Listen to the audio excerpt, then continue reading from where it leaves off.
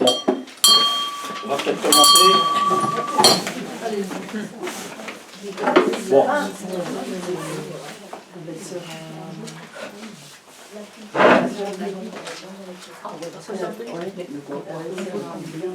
On va peut-être commencer. Bon, c'est effectif réduit. Bon, j'espère que c'est pas service réduit. Bon, vous êtes tous des grands, vous savez un peu comment ça fonctionne. Donc, l'association, c'est aussi un peu une autogestion. Donc, j'en compte un peu sur les habitués pour expliquer aux nouveaux comment ça fonctionne. Donc, voilà. C'est comme ça que ça doit aller. Alors, commencer quelques infos. Donc, le permanent, c'est toujours le jeudi après-midi, donc de 14h à 17h30. Donc, il y a aussi la petite boutique là avec Françoise.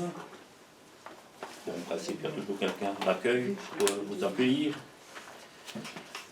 Alors, pour les visites individuelles, donc le jeudi après-midi, il y a toujours des gens qui sont aussi au jardin. Donc, n'hésitez pas à y faire un tour et demander des questions. Il y a aussi des gens qui sont ici à l'intérieur qui peuvent vous répondre aussi. Donc, ça, c'est pour les visites individuelles. Et quand, je sais pas, un groupe veut visiter, on demande de prendre rendez-vous. Et ça se passe aussi le jeudi, mais à partir de 17h30, quand tout le monde... Enfin, à partir de 17h, mais voilà, 17h30, on peut un peu plus se consacrer alors à ce groupe-là, parce que pour nous, ça devient difficile de venir en dehors de ces jours-là, parce que bon, tout le monde a aussi un jardin, et bon, on est un peu full partout. Donc, on essaie de consacrer le jeudi pour des fraternités ouvrières. Donc, pas oublier, on peut donner un coup de main ici en salle. Bon, pour l'instant, il n'y a plus beaucoup de graines à mettre en sachet. Bon, ça a été fait. D'ailleurs, on remercie tous les gens qui ont donné un coup de main. Et alors, au jardin, on peut aussi donner un petit coup de main de temps en temps. Donc, comme ici, ben, je vais un peu vous parler. Au mois d'août, il y aura une activité. Alors, c'est pour ça que parfois dans le jardin, il y a des gens qui savent ce qu'ils doivent faire, mais autrement, toujours des gens qui peuvent venir avec leur sécateur, par exemple, et dégager un peu les chemins, parce qu'au mois d'août, si on fait visiter le jardin, ben voilà, c'est bien qu'on puisse au moins savoir passer. Donc, c'est pas compliqué, tout le monde sait faire ça, c'est pas de la taille fruitière, c'est vraiment de la taille pour dire savoir passer dans les chemins. Et bon, la nature, elle reprend toujours le dessus, donc il faut de temps en temps un coup intervenir, parfois dégager un peu des chemins. Voilà, ça permet de circuler plus facilement dans le jardin. Alors, ben, il y a les habitués, et alors, ben, on peut toujours venir s'ajouter aux habitués. Alors, je ne sais pas si vous connaissez un peu notre blog, et il y a une rubrique, c'est les carnets de Gilbert. Donc en fait, ce sont des résumés des cours que l'on donne ici. Et il y a des personnes qui nous ont aidés pendant plusieurs années. Et alors, un peu avec le Covid, ça s'est un peu arrêté. Parce que bon, on n'a plus donné de cours non plus. Et du coup, bon, depuis qu'on a repris les cours, bon, il y a quand même, je crois, des choses intéressantes qui ont été dites.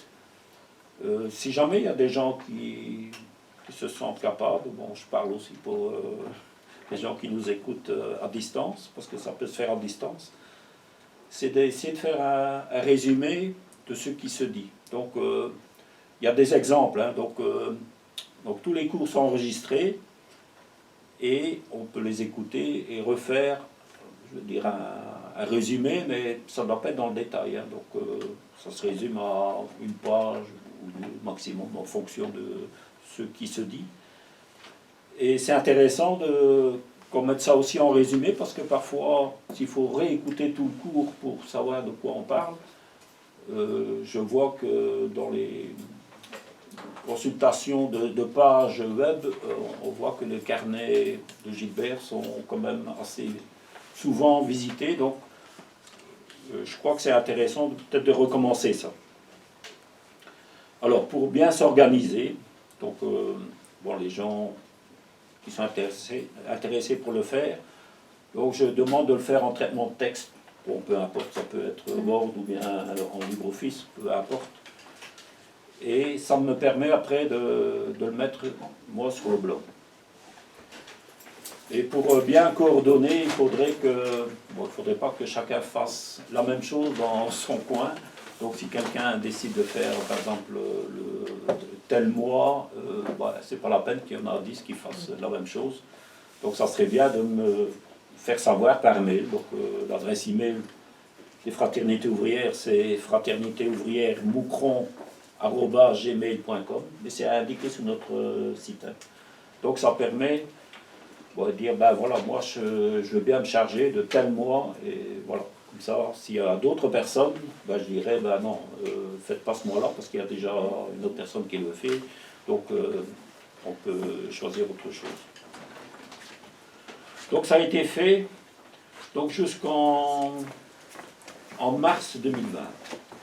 Non, février 2020. Donc les cours qui n'ont pas été résumés, c'est mars 2020, et ensuite on a dû fermer à cause du Covid. Et alors en 2021, on a recommencé un petit cours en juillet, et puis c'était octobre, novembre et décembre. Et alors, bien sûr, 2022, ben voilà, jusqu'à présent, on a fait un cours chaque mois. Donc voilà, avis aux amateurs. Et je remercie entre parenthèses ceux qui l'ont déjà fait depuis des années. Et voilà, c'était bien utile. Alors, les autres activités qui sont prévues prochainement, c'est le cours de taille des fruitiers. C'est assez demandé. On a aussi un peu arrêté ça à cause du virus, là. Donc, du coup, ici on reprend. Donc, c'est jeudi prochain, le 16 juin. Donc, c'est après les permanences.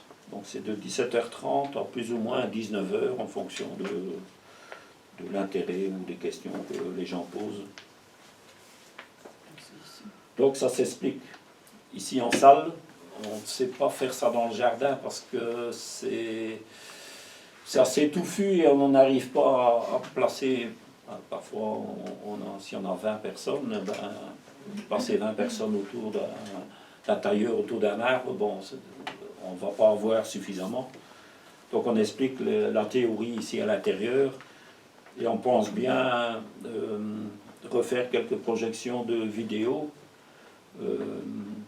Quand Gilbert taillait, donc vous allez avoir l'occasion de revoir un peu Gilbert à l'œuvre, donc un peu pour expliquer les gros principes. Donc la méthode qu'on explique, c'est la taille en verre. Bon, pourquoi on a choisi cette méthode-là? Ben parce que le but, c'est de garder des arbres petits. Pour ça, il faut choisir des arbres avec un tronc court, donc on appelle ça des basses tiges. Et en plus, ce sont des arbres qui sont greffés sur des porte-greffes faibles. Pour ça, donc, lorsqu'on a des porte-greffes faibles, l'arbre se développe moins. Tandis que si ce sont des arbres demi-tiges ou haute tige, ben s'ils sont greffés, c'est porte-greffe plus fort, et l'arbre se développe beaucoup plus à bois avant de venir à fruit. Et alors pour cultiver, ça devient compliqué parce que la ramure vient beaucoup trop grand, ça couvre, donc il n'y a pratiquement pas moyen de cultiver entre deux. Ici, Gilbert avait un peu mis ça au point, c'était pour mettre des rangées d'arbres, pour avoir une protection de l'arbre, mais pas les inconvénients. Et ça permet quand même de cultiver entre deux. Donc l'entretien est d'ailleurs plus facile puisque c'est des arbres de petite taille et ça apporte une bonne protection entre le vent, le froid Et quand c'est la canicule, ben, ça donne de l'ombre, une demi-ombre pour le jardin. Et en même temps, un arbre, donc avec la rosée du matin, il y a une certaine humidité qui est gardée pendant l'été et qui profite aussi aux légumes. Donc voilà. C'est un peu comme une forêt, ben voilà, ça attire de l'eau aussi. Donc c'est utile d'avoir ça au jardin sans que ça perturbe la culture au potager. Bon, Gilbert avait commencé avec ça et ensuite il a un peu passé au jardin forêt. Je crois qu'il y a beaucoup de gens qui entendent parler de ça. Donc, c'est quoi un jardin forêt? En fait, c'est pouvoir utiliser le jardin à différents étages. C'est-à-dire qu'au sol, ce sont les légumes. Donc à hauteur d'homme, ce sont les fruits. Et ensuite, plus haut, on peut avoir par exemple des vignes, des kiwis, ou bien des arbres qui surplombent par exemple un bâtiment. Ça peut être un noyer ou un châtaignier. Voilà. Ça ne gêne pas pour le jardin et on a malgré tout des récoltes.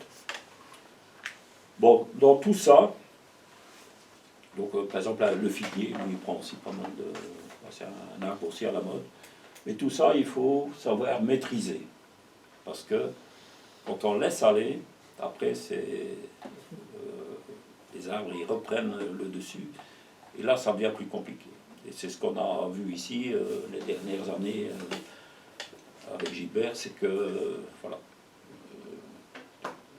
au niveau de santé, c'était plus tout à fait ça. Donc, il n'arrivait plus à tailler suffisamment pour garder de la lumière pour tout. Et je crois que la lumière, c'est le plus important, aussi bien pour les légumes que pour les fruits. Parce que des arbres qui sont trop touffus et qui n'ont plus assez de lumière, ben les fleurs ne viendront plus qu'en extérieur de l'arbre aussi. Et on aura nettement moins de production aussi. Alors la taille d'été permet aussi d'affaiblir la vigueur de l'arbre. Donc c'est pas le rendre malade, hein. Affaiblir, c'est pas ça dans ce sens-là, c'est diminuer sa vigueur. Donc pendant qu'il a ses fruits, on retaille les nouvelles pousses et l'arbre se concentre plus pour faire grossir les fruits. Et en même temps, ça, pour celui qui ne s'y connaît pas trop en taille, il voit ce qu'il peut faire et pas faire. Donc forcément, on ne va pas couper les fruits. On va essayer de les garder et on coupera ce qui est gourmand. Donc c'est beaucoup plus facile à voir.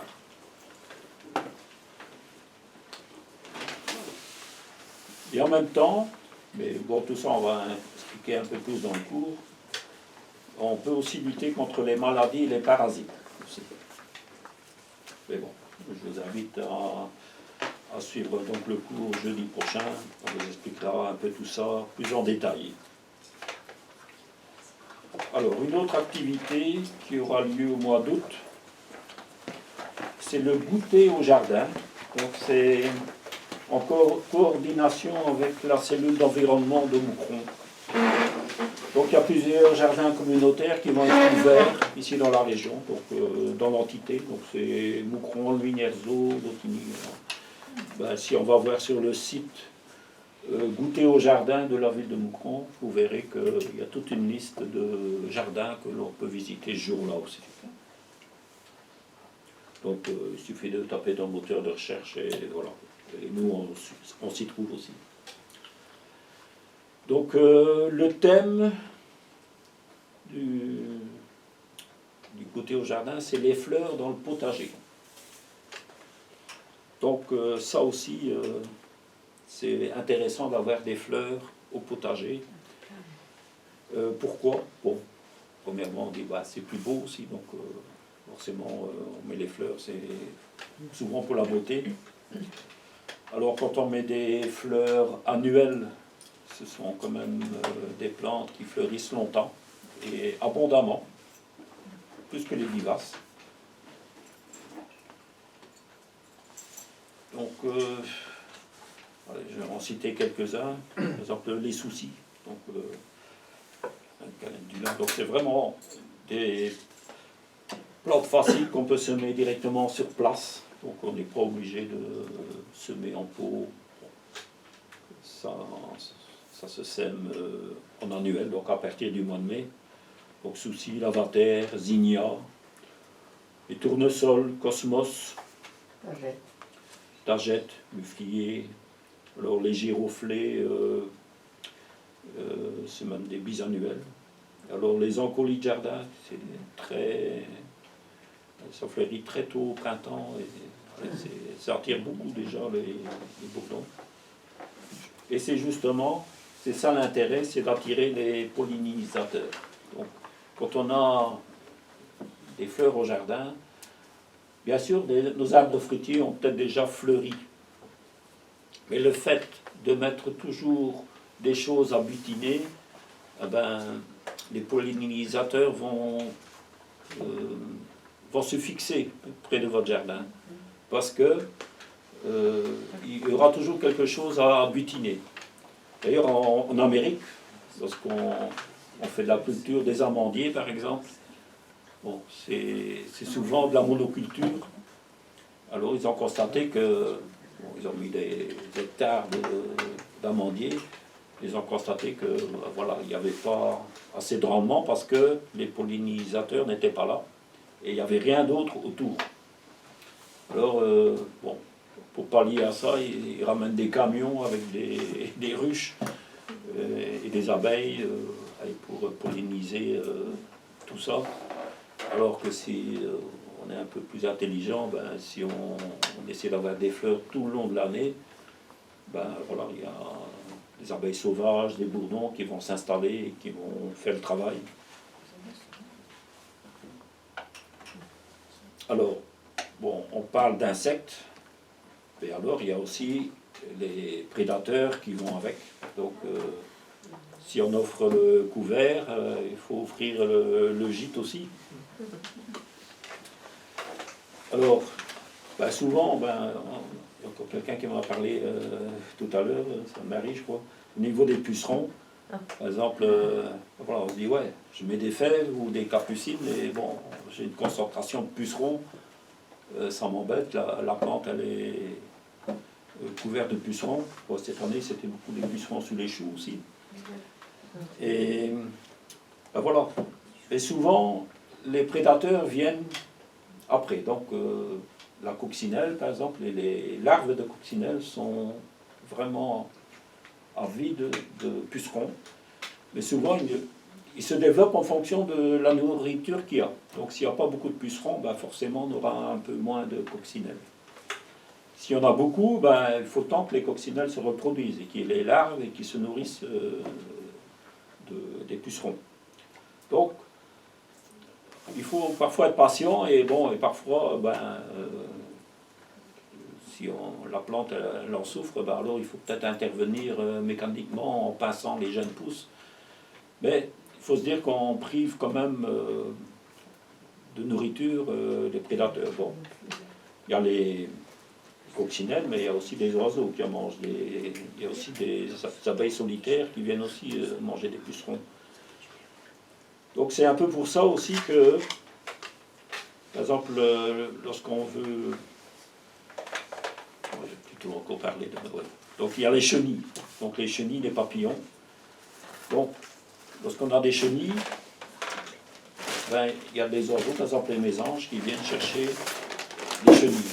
Pourquoi? Parce que c'est le moment où ils ont des jeunes, des petits, et ils ont besoin beaucoup de nourriture riche en protéines. Donc forcément, ils vont venir chercher les chenilles. Par exemple, dans les fruitiers, on a vu qu'il y a parfois des pontes, des toiles avec des chenilles dedans. Et parfois en très peu de temps, donc parfois ils mangent quelques feuilles du fruitier, mais j'ai déjà vu que les mésanges allaient dans ces toiles et allaient chercher les chenilles. Donc, alors quand ils ont des petits, on entend vraiment les petits qui appellent, et le papa et la maman ils font le passe-passe avec les chenilles pour aller alimenter la nichée.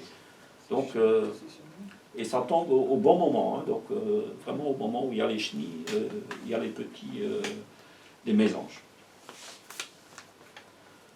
Donc, au niveau limaces, escargots, ben oui, forcément, ben, il y a les grives, les merles, bon, il y a aussi les grenouilles et les crapauds qui vont aussi s'occuper de ça. Donc, il faut aussi aménager son jardin pour que tout ce petit monde puisse aussi trouver pour un nicher ou bien une protection. Par exemple, avoir des déchets pour que les grenouilles, les crapauds, ben, l'hiver, ben, ils se mettent là-dedans, ils sont en protection et ils attendent les beaux jours pour sortir. Alors, au niveau du gîte, je ne sais pas si vous avez déjà vu ici dans le potager, ici dans le jardin de Gilbert, on a installé beaucoup, enfin Gilbert avait installé beaucoup des petits pots retournés, des pots noirs là, des pots à repiquer. Ben là aussi, c'est offrir le gîte au perce-oreille, donc les forficules, hein, comme nécessaire. Donc en fait, on met ça et on bourre ça de paille, de foin, des bouts de laine. Et alors les perce-oreilles s'installent là, sur l'arbre. Et eux font le tour et ils vont aller chercher le carpeau ou caps, même des pucerons, ils vont aller nettoyer l'arbre. Ils sont sur place. Donc c'est beaucoup mieux que si ils doivent venir du jardin voisin, donc ils ont un abri sur place. Donc moi je vous conseille aussi de faire ça. Question. Là-bas. Oui. Bonjour, à ce propos. Il y a des années que je viens et donc j'ai beaucoup suivi les conseils de notre ami Gilbert et donc j'ai installé partout, j'habite en pleine ville, un tout petit jardin de ville. J'ai installé partout sur mes fruitiers donc les abris à perce-oreilles et ça fait 2 ans que je suis envahie de perce-oreilles et il n'y a pas moyen de réguler ça. Et ils mangent autant que les limaces. Ils mangent quoi? Ils mangent toutes les feuilles, les haricots, tout. Les feuilles de courgettes, tout. Et alors, ils mangent différemment. Hein. On voit bien la différence avec la limace où il y a les trous. Ici, c'est vraiment une dentelle. Parce que... Et c'est pas la nourriture qui manque chez moi. Hein. Donc, parce que parfois, on trouve le perce-oreille, par exemple, dans un fruit, dans un trou qui est fait qui est dans le fruit. Et c'est des milliers, des milliers. Non, voilà. Moi, je crois que parfois on le retrouve aussi dans le fruit. Mais en fait, il y a parfois un oiseau qui a fait un coup de bec dans le fruit, ou bien la grêle qui a abîmé le fruit. Et alors, on le retrouve là-dedans. Mais souvent, c'est parce qu'il va chercher sa nourriture. Et c'est pas forcément, il ne va pas forcément manger la pomme. Il est plus, je crois, insecte. Et en faisant des recherches sur Internet, je suis partie au Canada. Et là, il y a vraiment des sociétés qui, comme chez nous, des ratisations, eh ben là, ils font ça, mais pour les perce-oreilles. Donc, il y a vraiment un phénomène d'envahissement aussi. Voilà.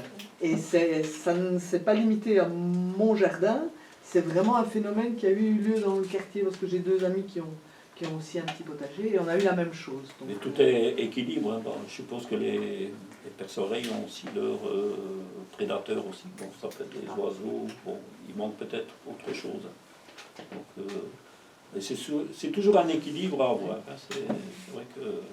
C'est pas les chenilles, des fois, que tu dis que c'est toutes les sont en dentelle?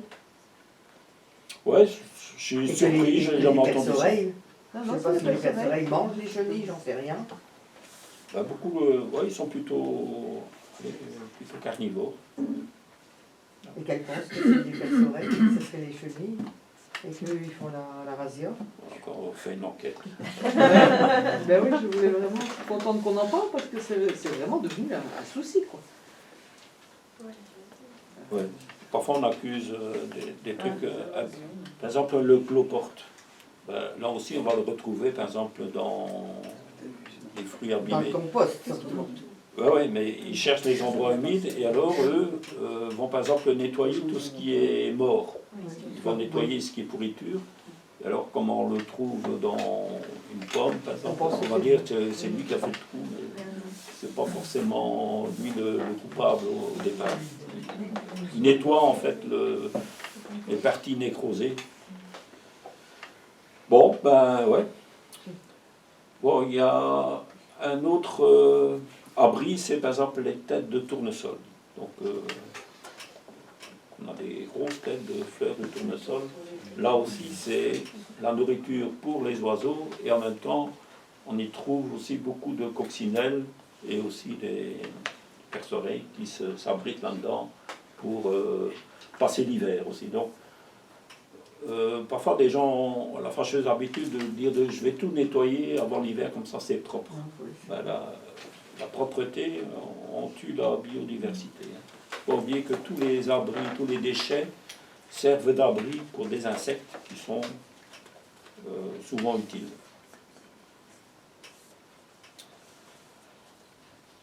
Alors, on comptait un jour aussi faire visiter le jardin d'Albec. On n'a pas encore fixé de date. Ça sera sans doute en septembre. Et on doit encore fixer la date. Il faut rien de déterminer. Ouais, mais ou bien on verra peut-être avec un dimanche où il y a cours, peut-être l'après-midi alors, ben, on ne sait pas encore trop. Autrement, c'est le jeudi, alors jeudi après-midi. Bon, pour ceux qui suivent les cours de jardin ornemental, donc il n'y en a plus jusqu'à la rentrée, et ça sera même en octobre, je pense. Donc on a clôturé ici nos cours avec une excursion. Au mois de juin, c'était bien, samedi passé. Enfin, pas samedi, pas hier, samedi d'avant, donc on a visité 2 beaux jardins, magnifiques. Et là, justement, il y avait un endroit où il y avait un terrain avec des graminées, en fait, de la pelouse qu'on a laissé monter. Et alors, on tond des chemins là-dedans pour dire de pouvoir circuler quand même et de garder un maximum de graminées et des fleurs aussi sauvages. Et c'est là-dedans qu'on a vu, on a pu constater qu'il y avait plein de coccinelles et de larves de coccinelles. Donc parfois, quand on tombe toujours une pelouse, ben, on détruit aussi des abris. Donc il faut savoir supporter, de dire, ben voilà, quand on a un terrain assez grand, dire, ben, je fais à l'endroit où je passe régulièrement, et le reste, je laisse plus sauvage pour justement abriter cette faune sauvage.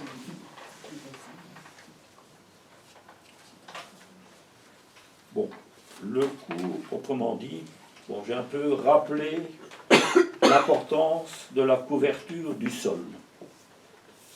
Donc ici, mois de juin, donc ils annoncent ici encore des hausses de température pour fin de semaine, on va encore atteindre les 30-35 degrés.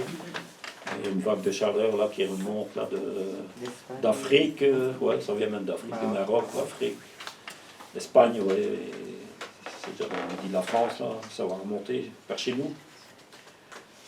Alors, on peut constater que les terres qui ne sont pas couvertes, ben, elles se dessèchent sérieusement. Alors, surtout, lorsqu'on a piétiné la terre, par exemple pour aller cueillir des choses, ou bien pour aller travailler ailleurs, et voilà, on laisse ce terrain piétiner, eh ben, et ça reste au soleil, eh ben, toute l'eau qui est dans le sol est pompée par le soleil, par le vent, et ça devient un gros bloc compact qui après va se fissurer. Alors moi je conseille, bon, parfois on va dire tiens c'est un peu la maniaquerie, ben non, lorsque vous avez piétiné, ben soit il faut travailler légèrement en surface pour dire d'émietter le sol en surface, et il n'y a que cette fine couche là qui va sécher et le reste l'humidité va rester en dessous. Autre possibilité, c'est à l'endroit par exemple où on cueille ces petits pois, des trucs comme ça, c'est de mettre un paillis, et là ça fait une couverture et ça empêche l'eau de s'évaporer. Alors couvrir, on va dire bon, il faut avoir de la matière, eh ben, on peut être surpris que le jardin peut produire beaucoup de choses. Ben déjà, les légumes qui ont un fort développement, ils couvrent déjà la terre avec leurs propres feuilles. Les choux. Voilà, pommes de terre, choux, des courges, des haricots, ben, tout ça, c'est un feuillage assez important. Eh ben, ça ombrage le sol.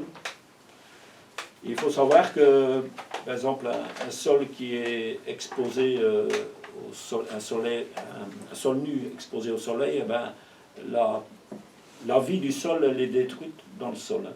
Donc, en surface, ben, c'est beaucoup trop chaud, beaucoup trop sec. Et toute cette vie-là biologique, elle disparaît, elle descend dans le sol parce que c'est beaucoup trop chaud. Donc, les rayons du soleil ne sont pas toujours très propices à la vie du sol. Alors, on peut aussi couvrir avec son compost qu'on fait, un compost maison, donc avec tous nos déchets que l'on a accumulés, bon, soit qu'on a fait en bac, en tas. Voilà, on peut déjà emmener ça. Quand il est composé ou avant qu'il décompose? Ben, on a un peu le choix. Oui, les deux. Voilà. Donc, pour ceux qui ne supportent pas de mettre des déchets directement sur le sol, parce que bon, soit pour soi ou soit pour le voisinage, ou bien quand on dit tiens, bon, on va dire bah, c'est pas beau. Mais il faut se dire qu'en été, lorsqu'on jette des choses au jardin, bah, ça se décompose très très vite. Donc déjà il y a une partie qui va dessécher, et puis au plus que votre terre sera vivante, au plus que les déchets vont être assimilés, et au plus vite que ça va aller. Donc au plus qu'on en apporte, ben, la vie va tout détruire ça et assimiler. Donc ça c'est un maximum d'efficacité au niveau bon, couverture, mais aussi au niveau nourriture qu'on apporte au sol. Et alors il y a toutes les tontes. Bon, les tontes d'herbe, les tailles, donc le broyat, mais il y a aussi des plantes engrais comme la consoude, La les roquette, j'ai orties. entendu. Roquette, ouais, bah, pourquoi pas. Donc tout ce qui est, bon, les végétaux ou les feuilles fanées, bon, on a souvent tendance à aller mettre ça sur le tas de compost. C'est déjà bien, hein, c'est déjà une bonne démarche. Mais on peut très bien tout mettre ça directement sur le jardin parce que ça va profiter à la vie du sol même du jardin. Donc on a planté les tomates. Et aussi on est venu mettre un broyat. Donc on a taillé de la charmille et voilà. Donc en dessous on a mis du broyat d'arbres, de saules. On a mis une légère couche de compost demi-mûr, grossi encore, et une couverture végétale. Donc du broyat au-dessus. Donc ça permet de garder nos tomates au frais. Donc ça limite les arrosages aussi. C'est de la nourriture en plus.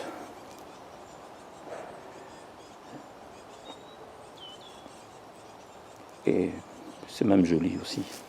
Par contre, si on le fait en tas, ben, on perd une partie, puisqu'il y a cette décomposition se fait ailleurs que dans la terre du jardin, et il y a quand même une partie qui s'évapore, soit par la chaleur, ou soit... Ben, voilà. Cette vie se fait en dehors de la terre du jardin, alors qu'on pourrait très bien le faire directement sur le sol au jardin. Donc voilà, donc il faut savoir accepter que les restes, les épluchures, tout ça, les nettoyages de légumes, voilà, tout ça, on peut balancer ça sur le jardin. Si on n'aime pas trop le voir, ben, on peut remettre de la tonte de pelouse dessus ou des déchets de... Voilà. Et c'est pas trop riche du coup Non, ben non, parce que... Non, ça va... au plus que la terre devient vivante, au plus que ça va assimiler, et au moins d'engrais que vous allez devoir mettre. Donc, non, c'est pas si concentré que ça. Il y a quand même beaucoup d'eau dans ce qu'on jette au jardin. Donc, quand on jette une feuille de salade, ben, ça contient quand même beaucoup d'eau. Donc, en matière sèche, c'est quand même moindre. Ben voilà, et tout ça, ça profite aussi à aux auxiliaires. Donc, il y a les hérissons, les crapauds, les cloportes, les scarabées. Bon, parfois on a des petits reptiles aussi, les salamandres. Bon, si on a une pièce d'eau, ben voilà, tout ça, ça permet, ou des cachettes, des pierres sèches, ben voilà, ça permet que tous ces reptiles ou autres, des vers de terre, les abeilles sauvages, tout ça, ça peut venir trouver le gîte et la nourriture. Alors surtout les tiges creuses, par exemple les tiges de maïs ou de tournesol, ben, on broie tout ça, ben, en fait on court-circuite une partie des auxiliaires qui pourraient s'en servir comme abri. Donc si on met des fagots comme ça à gauche, à droite dans le jardin, dans un coin, ben, surtout l'hiver et même l'été quand il fait trop chaud, ben voilà, ils ont un abri pour se mettre. Et peut-être que la nuit, ils viendront faire le nettoyage de votre jardin, manger vos limaces. Voilà, donc tout ça, ça collabore à la productivité du jardin. Donc ça, c'est déjà tout ce que le jardin peut produire lui-même. On peut aussi, bien sûr, faire des apports extérieurs en apportant du fumier, de la paille, du foin. Le foin est aussi très intéressant, plus nourrissant que la paille. Bon, déjà, si on n'utilise pas tout son jardin, on peut aussi garder une partie de cette raminée. À un moment donné, on peut aussi faucher, les ramener sur le potager. Donc ça permet de nourrir aussi la terre. Alors tout ce qui est broyat, donc quand on est là, par exemple, c'est les arbustes d'ornementation, ben, quand on met des choses intéressantes, ben, soit on peut laisser en tas, mais ça met beaucoup plus de temps à se décomposer, ou bien soit on broie, et alors là on peut étaler beaucoup plus vite au jardin. Quand je vois que les tonnes qu'on va porter à la déchetterie, les gens qui font la file là, avec des remorques et des sacs, et bon voilà. Alors que s'ils mettraient ça sur leur jardin, Ouais, mais souvent, bon, c'est des gens qui n'ont pas de potager, quoi. C'est souvent... Il faut un ça broyeur, il n'y a pas puis de il les solution. met sur un banc. Ben non, ben on C'est peut le aussi... sécateur et- Oui, mais on peut aussi laisser brut tel quel dans des coins et ça se décompose. Hein. Ouais. Ça met beaucoup plus de temps. Hein. Ouais. Mais le bois, il mettra peut-être 2 ans, mais il va revenir à l'état de terreau aussi. Hein. Excusez-moi, quelle est la différence avec le bois résineux et les autres bois? Parce qu'en général, on dit mettre du bois de sapin en dessous du potager, c'est pas non plus ce qui est recommandé. Oui, mais bon, tout est dans la quantité, dans les proportions quand même. Donc il ne faut pas écarter les résineux. Bien sûr, si on met que des résineux, bon, on aura peut-être un effet. Donc il y a des sèves là-dedans, il y a des... Bon, on acidifie un peu son sol avec ça. Mais quand on met en surface, il n'y a pas beaucoup d'inconvénients. Mais le tout, c'est de ne plus mettre, comme les gens ont toujours mis, des cyprès, des sapins autour de soi, autour de son jardin. Ça, c'est sûr que c'est pas profitable non plus à nos oiseaux parce qu'ils n'aiment pas forcément se nicher là-dedans. Ils aiment beaucoup mieux les feuillus, les haies de par ici que tous ces tuyas. Et souvent, les gens, on dirait qu'ils ont peur d'être vus quelque part dans leur jardin. Moi, je comprends que dans le jardin, enfin, on peut avoir un endroit plus intime qu'on dit, ben voilà, j'ai pas envie que quand je suis sur ma terrasse, que mon voisin voit ce que je fais sur ma terrasse, que je bois un petit verre, ou ben voilà, ça jamais. Mais quand on encercle comme ça tout son jardin avec des haies, des sapins, c'est comme si on avait l'habitude de courir tout nu dans son jardin et qu'on ne veut pas être vu. Ben, et ça limite les contacts avec les gens aussi. Hein, donc, non, je crois que allez, dans tout ça, lorsqu'on met des arbres qui poussent de par ici, ben voilà, on a un bon équilibre. Et puis ça change de couleur aussi, hein, parce que une haie vert foncé, là, ben, on a ça été, automne, hiver, allez, à toute saison, c'est toujours le même décor. Alors qu'avec des... Le pignon. ben, il y a des arbustes à fleurs, ben, voilà, ça change. Ben, ça fait un peu de travail aussi, hein, il faut tailler. Ben, les touillas, il faut les tailler aussi. Mais bon, voilà, on taille à des saisons un peu différentes. Bon, s'il y en a un broyeur, moi je trouve que ça vaut la peine d'acheter un bon broyeur. Et voilà, ça permet de tout récupérer, de rien devoir jeter. Et ça n'encombre pas non plus le potager. Quand on n'a pas un très grand jardin, voilà, on achète un bon broyeur, ben voilà, ça permet de gagner de la place aussi. Si on n'a pas de sortie suscitée, c'est des fois que le bon Ouais, sinon, ouais, quand il faut, ouais, comme Marc dit, si on n'a pas un passage latéral au jardin, ben, il faut trimballer tout ça à travers sa maison. Ouais, c'est pas évident. Et sinon, moi j'avais fait une expérience sans faire exprès, et après, en cours, j'ai vu que c'était, j'ai eu la confirmation. J'avais taillé mon sureau et j'avais tout laissé les branches par terre avec d'autres branches. Et après, j'avais récupéré quasiment une terre noire. Ah ouais. Et c'est parce Mais le que- sureau est un activateur Voilà. de compost. Hein. Parce qu'après, j'ai appris ça, que ça active. Des feuilles le- de le- Puis c'est un bois tendre, hein, et l'intérieur c'est comme creux. Hein, donc. Ouais, mais vraiment, ça faisait comme si j'étais dans la forêt quasiment. Ah ouais, Je le dis parce que c'est intéressant pour les personnes qui n'ont pas de droit. ouais, il y a beaucoup d'arbres comme ça qui donnent pas mal de végétation. Ben, voilà. Et c'est assez tendre sur la taille, c'est pas dur du tout.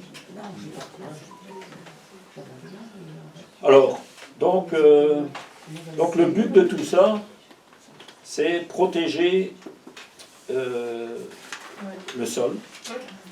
Et alors, garder l'humidité.